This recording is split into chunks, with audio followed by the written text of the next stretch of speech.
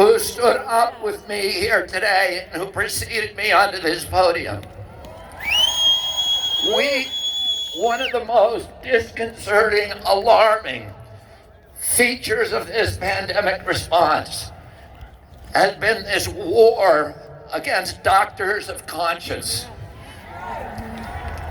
We know their names: Peter Corey, Peter McCulloch, Paul Merrick, Paul Alexander, Ryan Cole, Tess Laurie, and so many others. Dr. Michael Purcell. Whose lives and livelihoods are being destroyed because they are trying to do their jobs and protect our children. Right. Now, the other really disconcerting part of this pandemic response has been what I call the information chaos. The use, the orchestrated confusion and fear by manipulating PCR tests and over-amplifying them, by changing the metrics on how death certificates are calculated.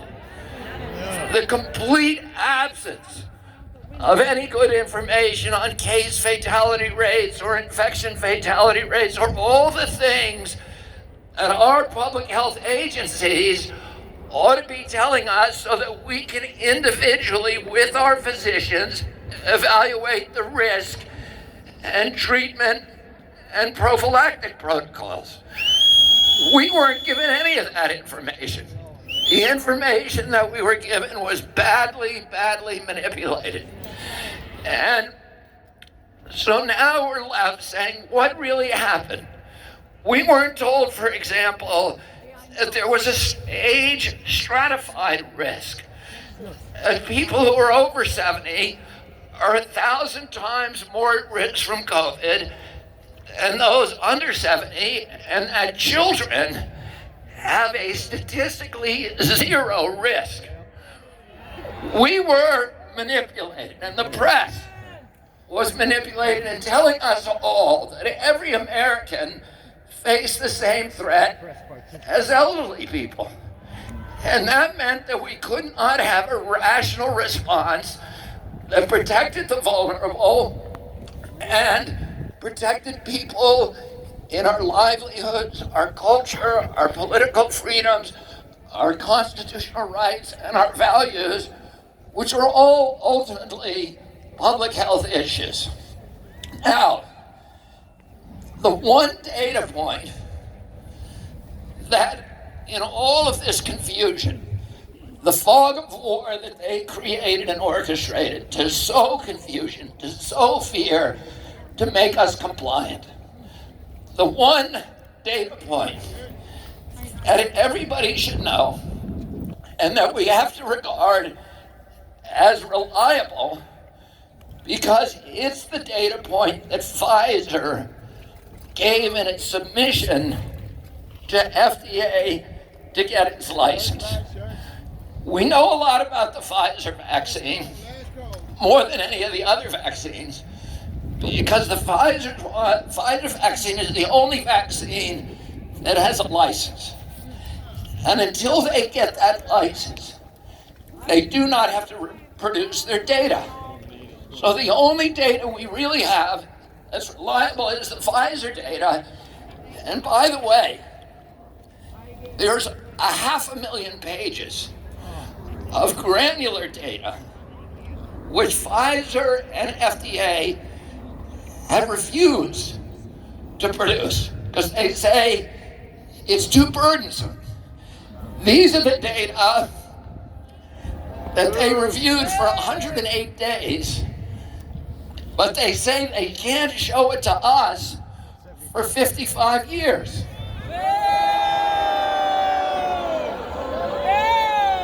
So they promised they were going to have, because they were rushing the process, they were going to have complete transparency.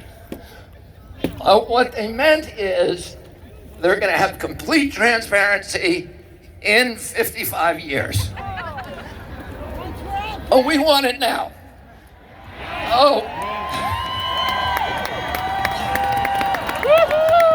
So I'm just going to briefly tell you, to review for you, the one important thing that you should know from Pfizer's own data, which is the section of the submission to FDA where they talk about all-cause mortality. And what they say in that data, where Steve Kirsch, you can go to his blog and you can see a really good explanation of it. But here's what it says, it's very simple. Over the 6-month period of the study, they ended the study in 6 months. They told us it was going to go for 5 years. They ended it in 6 months, they unblinded it, and they gave the vaccine to the placebo group. So we will never know the long-term impacts of this vaccine.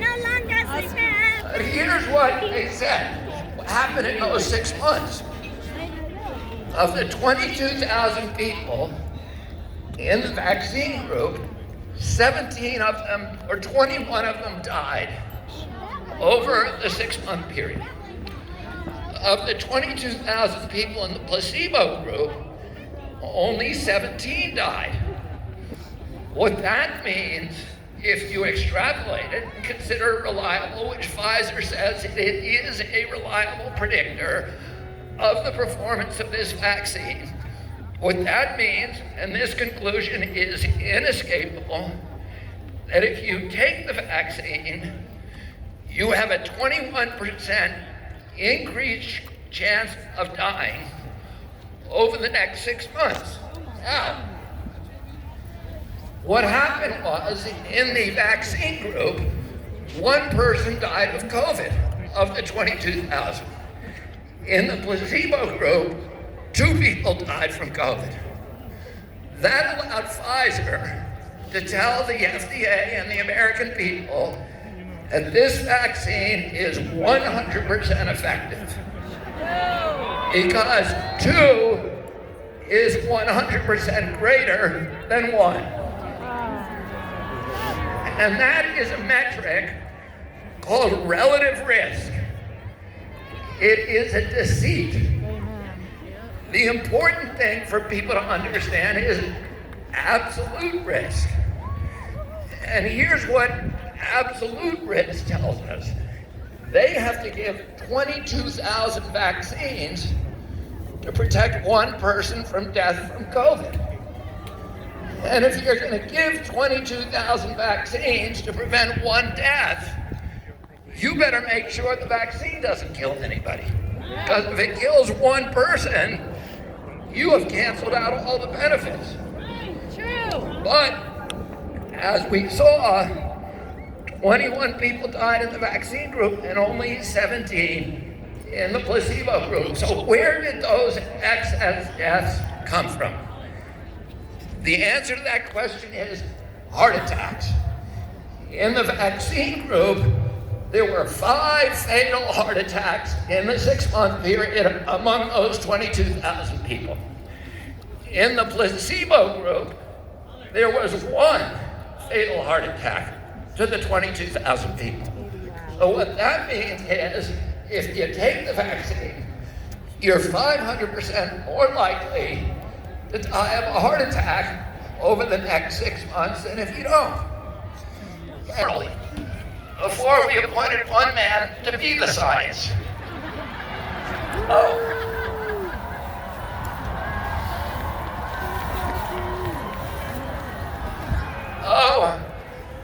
HHS did a study in 2010 that they were going to roll out to all the HMOs.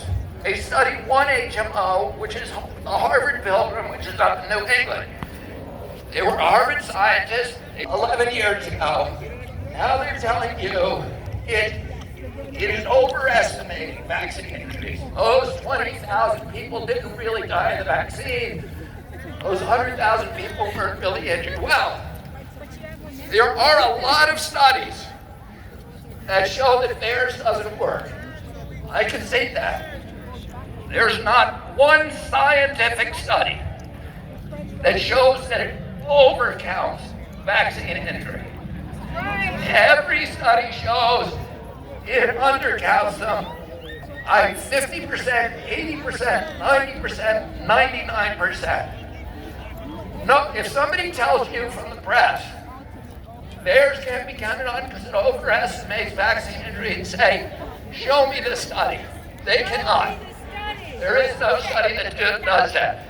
Now, I want to make my last point, which is the point that brought us all together. We are all from different political orientations, from different political parties, from different assumptions and backgrounds, from different races and creeds and colors.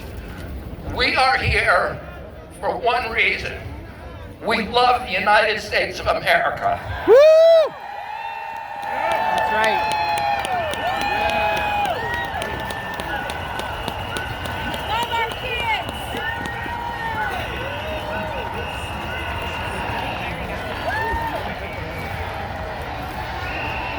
And we know. And when we say that we love the United States, it means a lot of things. It means we love our history, we love our neighbors, we love our communities, we love our values, we love God. We love all kinds of versions of God. But most of all, and we love our Purple Mountains majesty. The landscapes that form the basis for this country. Most of all, it means we love the United States Constitution. Woo! Right. And we have witnessed over the past 20 months a coup d'etat against democracy and the demolition, the controlled demolition of the United States Constitution and the Bill of Rights.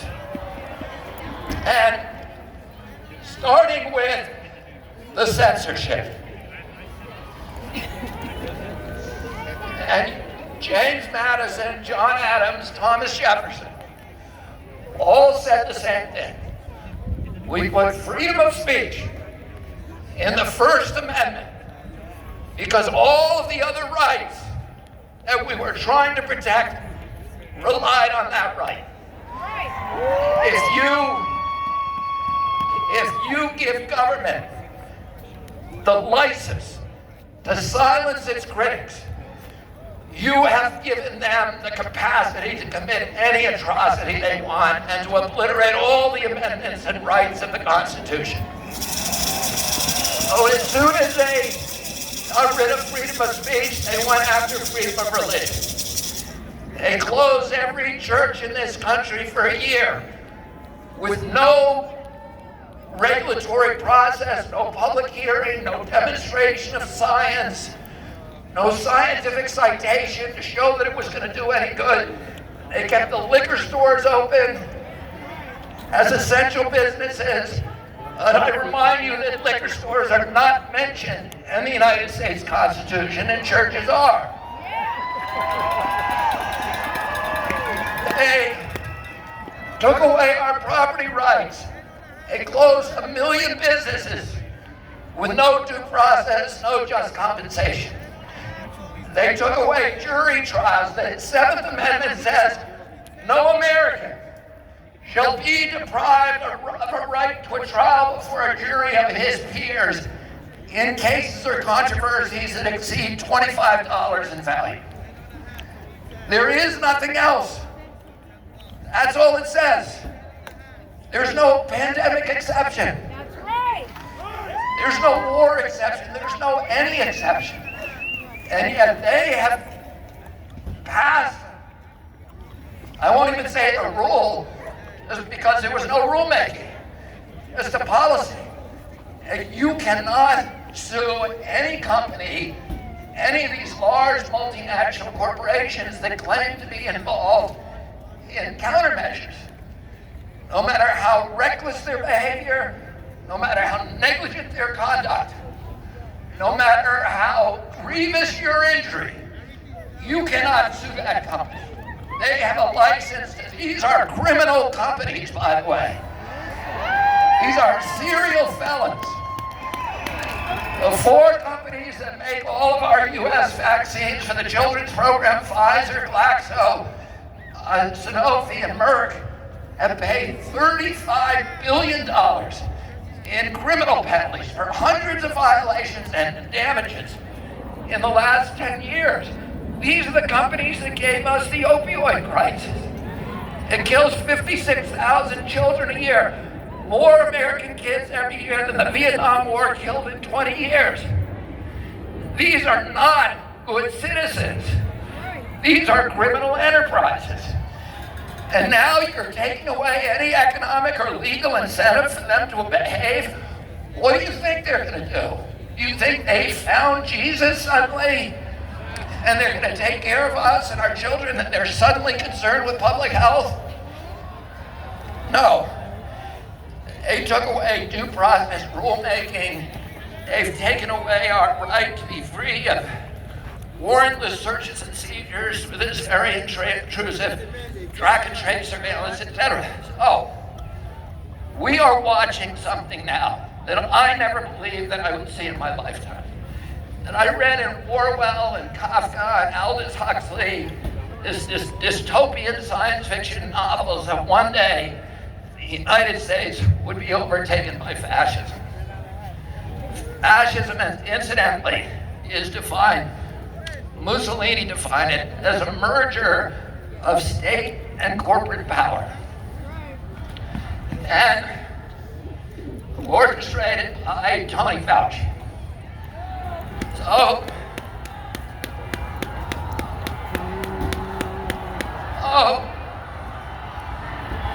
what we're seeing today,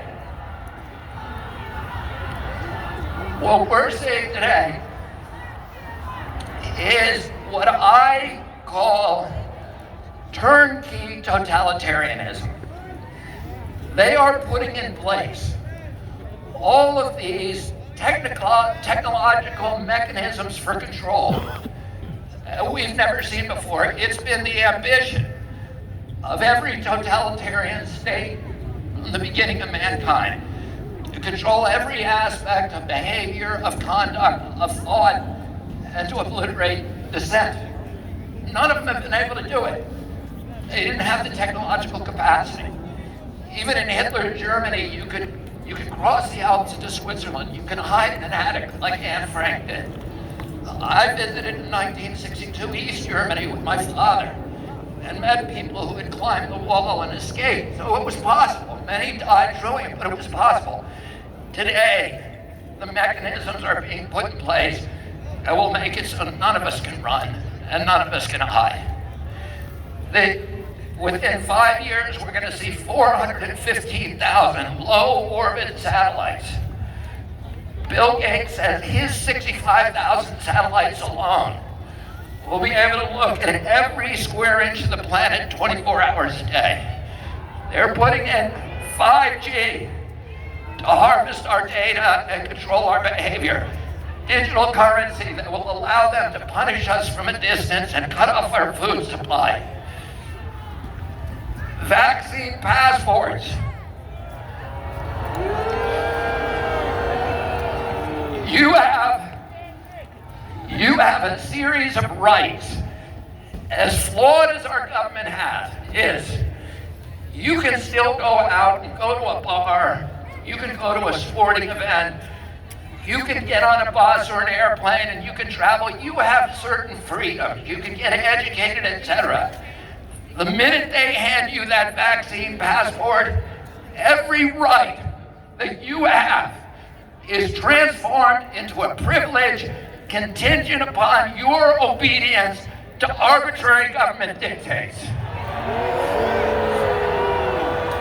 That's right. It will make you a slave. That's right. And what do we do about this? What do? We resist.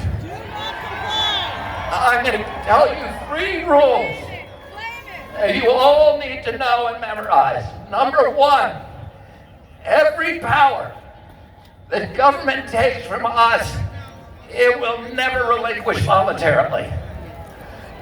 So they tell you, we just want you to lock down for 2 weeks. just to flatten the curve in the hospitals.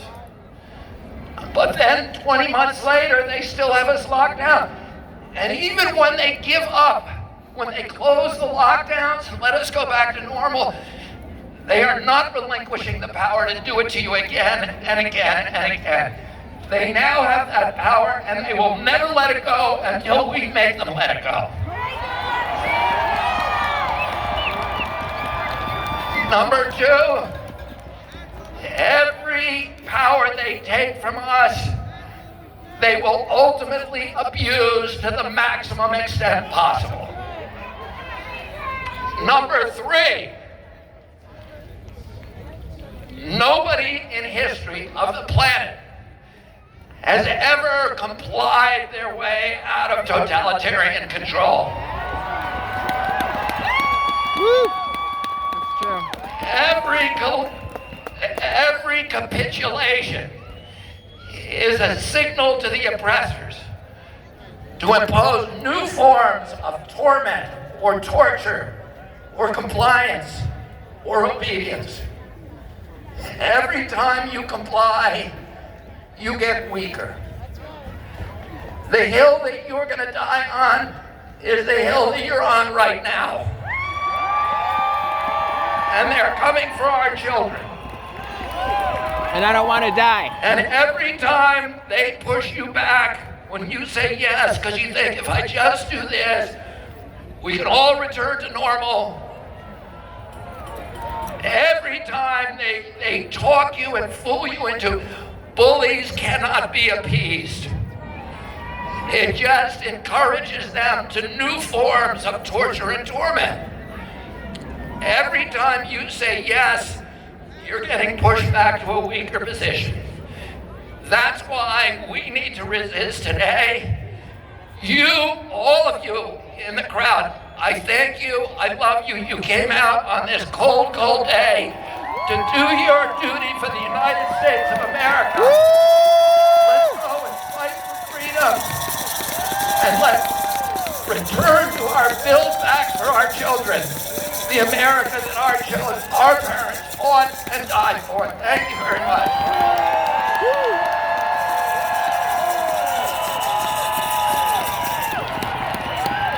Bobby Kennedy Jr., ladies and gentlemen.